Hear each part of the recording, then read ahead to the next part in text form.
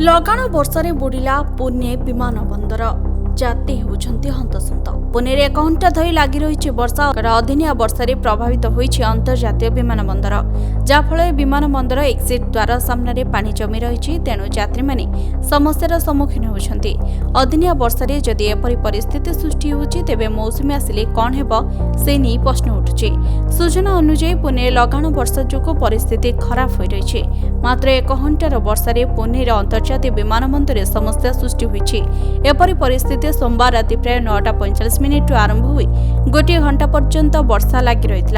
लोह गाँव में सर्वाधिक 39.8 मिलीमीटर वर्षा रेकर्ड हुई, जहाँकि संपूर्ण रेकर्ड भांगी, जहाँफल पुनेर विमान बंदर में पानी जमा हो रही फल यात्री मानक अनेक समस्यार सामना करने को पड़ी।